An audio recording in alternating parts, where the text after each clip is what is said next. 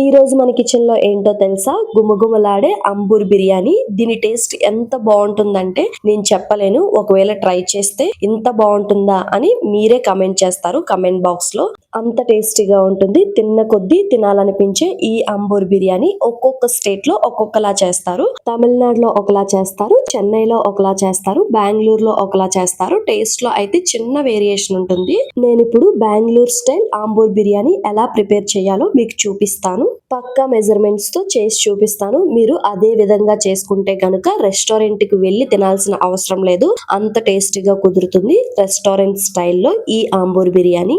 మీరు వీడియోని స్కిప్ చేయకుండా చూస్తే గనక పర్ఫెక్ట్ అంబూర్ బిర్యానీ అయితే చేసుకోగలరు. ఒకవేళ స్కిప్ చేస్తే ఒక ఇంగ్రీడియంట్ ఎగిరిపోతుంది, అలాగే టేస్ట్ కూడా ఎగిరిపోతుంది. తరువాత సరిగా రాలేదని కమెంట్ బాక్స్ లో కమెంట్ చేయకండి. ఈ వీడియో మీకు నచ్చితే గనక ఒక్క లైక్ కూడా ఇవ్వండి, అలాగే సబ్స్క్రైబ్ చేసుకోండి.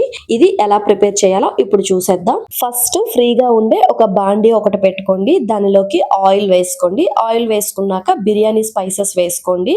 మంచి విషయం ఏంటంటే ఇందులో బిర్యానీ స్పైసెస్ చాలా తక్కువగా వేసుకుంటారు. అలాగే 5 పచ్చిమిర్చి వేసుకోండి, సరిపోతుంది. స్పైసెస్ తక్కువగా వేసుకోవటం వల్ల ఘాటు అనేది తక్కువగా ఉంటుంది. బిర్యానీ సమ్మగా లోపలికి దిగిపోతుంది. ఈ వేసవిలో ఈ అంబూర్ బిర్యానీ పర్ఫెక్ట్ చాయిస్ అని నేనైతే చెప్తాను.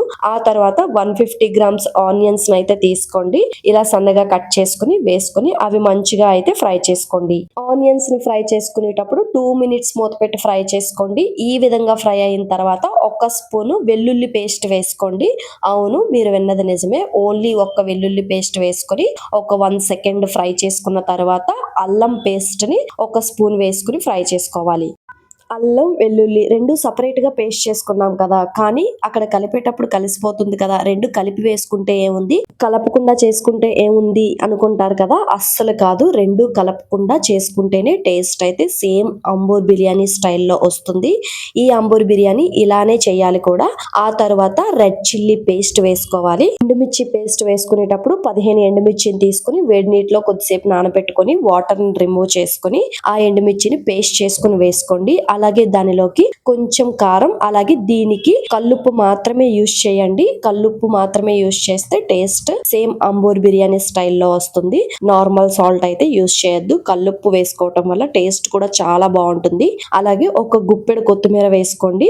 అలాగే ఒక గుప్పెడు పుదీనా వేసుకుని మొత్తం అన్ని ఒక్కసారి అయితే మిక్స్ చేసుకోండి. ఆనియన్స్ చూసారా కలర్ ఎలా చేంజ్ అయ్యాయో. ఆనియన్స్ 70% ఫ్రై అవ్వగానే మిగతావన్నీ యాడ్ చేసుకోవడం స్టార్ట్ చేయాలి.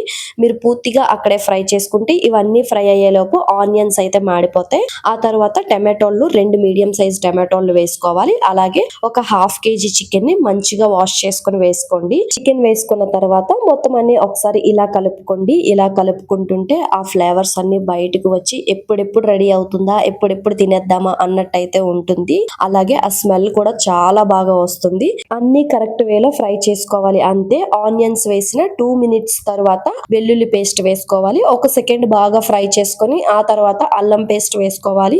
అది 1 సెకండ్ ఫ్రై చేసుకొని ఎండుమిర్చి పేస్ట్ వేసుకోవాలి. అది 2 సెకండ్స్ ఫ్రై చేసుకొని మిగతావన్నీ యాడ్ చేసుకోవాలి. ఆ తర్వాత 100 ml అయితే పెరుగునైతే యాడ్ చేసుకోండి. పెరుగు యాడ్ చేసుకున్న తర్వాత పెరుగు మొత్తం కరిగేంత వరకు, ఆయిల్ పైకి తేలేంత వరకు మంచిగా ఇలా కలుపుకుంటూ ఫ్రై చేసుకోండి. 5 మినిట్స్ లో ఫ్లేమ్ లో పెట్టి చికెన్ ఫ్రై చేసుకున్న తర్వాత బాగా వేడి చేసుకున్న నీళ్ళని మాత్రమే యాడ్ చేసుకోవాలి. మనం ½ కేజీ రైస్ తీసుకున్నాం కాబట్టి 800 ml హాట్ వాటర్ అయితే యాడ్ చేసుకోండి. దీనిలోకి ½ చెక్క నిమ్మకాయని కూడా పిండుకోండి. వీడియో క్లిప్ మిస్ అయింది. దీంతో పాటు సిమిలర్ గా వేడి నీళ్లు పక్కన అయితే పెట్టుకోండి.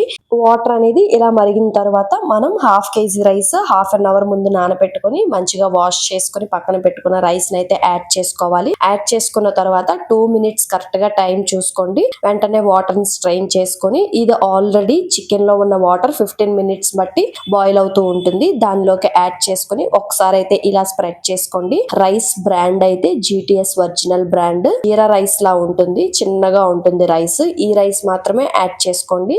ఇప్పుడు సాల్ట్ సరిపోయిందా లేదా చూసుకుని, సరిపోకపోతే వేసుకొని కొత్తిమీర పుదీనా పైన చల్లుకొని ఒక 20 మినిట్స్ లో ఫ్లేమ్ లో కుక్ చేసుకుంటే పొడి పొడిగా రైస్ అయితే రెడీ అవుతుంది.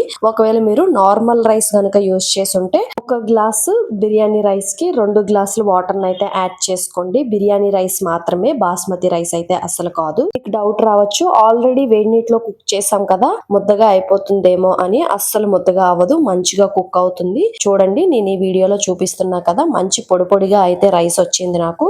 టేస్ట్ కూడా అంతే బాగుంది. ఇలాంటి మీరు ఇంతే టేస్ట్ ఆంబూర్ బిర్యానీ చేసుకోవాలి అని అనుకుంటే ఇలా మీరు ఈ వీడియో ఫాలో అవుతే గనక ఖచ్చితంగా చేసుకోవచ్చు. ఒకవేళ మీకు డౌట్స్ ఏమన్నా ఉంటే కమెంట్ బాక్స్ లో కమెంట్ చేయండి, నేను వెంటనే రిప్లై ఇస్తాను. ఈ వీడియో మీకు నచ్చితే గనక సబ్స్క్రైబ్ చేసుకోవటం మర్చిపోవద్దు. అలాగే ఒక్క లైక్ కూడా ఇవ్వండి. అలాగే వేడి వేడిగా సర్వ్ చేసుకొని పక్కన రైతా, ఒక లెమన్, అలాగే ఆనియన్స్ పెట్టుకుని వేడి వేడిగా తింటుంటే తినే కొద్దీ తినాలనిపిస్తుంది.